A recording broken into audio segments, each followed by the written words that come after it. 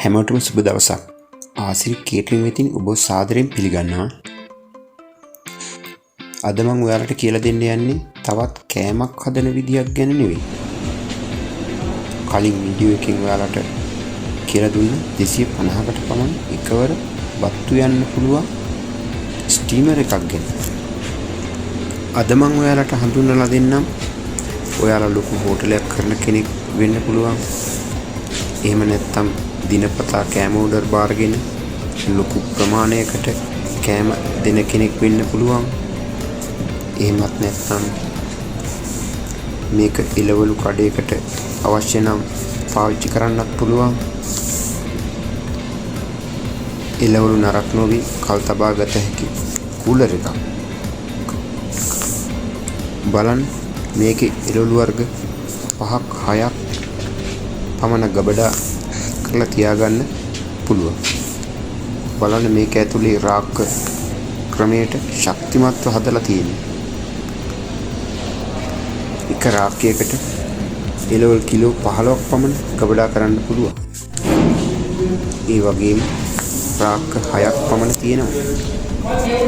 කෙටියෙන්ම මේක එළවලු කඩයක් වගේ කරන්න පුළුවන්.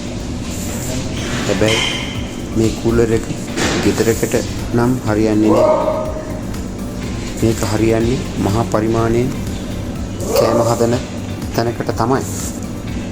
තව ඉතින් මේකේ කූල් එක එළවලු වලට අවශ්‍ය ආකාරයට ඔටෝ ඇඩ්ජස්ට් වෙනවා. එළවලු නාස්ති වෙන අපතේ යන එක 100ක් මගහැරෙනවා. මේ කූලර් එක උසාඩි 7ක් පමණ පළලාඩි 4ක් පමණ වෙනවා.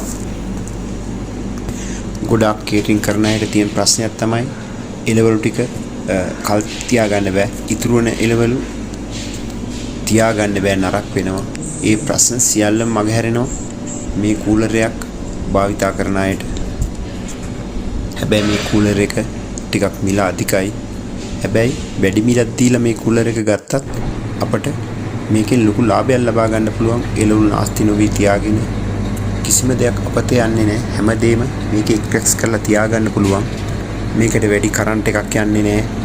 මේ කූලර් එක සාමාන්‍ය ඉඩ ප්‍රමාණයක වුණත් තියාගන්න පුළුවන් අපට. ඒ වගේම එළවලු ගණන් අඩු කාලයට එළවලු වැඩි ප්‍රමාණයක් ගෙනල්ලා මේකේ ගබඩා කරලා අපට තියාගන්න පුළුවන්. ඕන දවසකින් පාවිච්චි කරන්න ගන්නත් පුළුවන්. මේ කූලර් එක කේටරින් සර්විස් කරන අයට, හෝටලයක් කරන අයට, ඒ වගේම එළවලු කඩයක් කරන අයටත් ඉතාම වටිනවා, ඉතාම වැදගත්. බලන්න මේ කූලර් එකේ යම් කිසි එළවලු ප්‍රමාණයක් ගබඩා කරලා තියෙන ආකාරය. ඔබට මේ කූලර් එක සම්බන්ධව තව විස්තර දැනගන්න අවශ්‍ය නම් කමෙන්ට් කරන්න. විස්තර කියලා දෙන්න පුළුවන්. ඔය විස්තර අහන්න මම විස්තර දාන්නම්.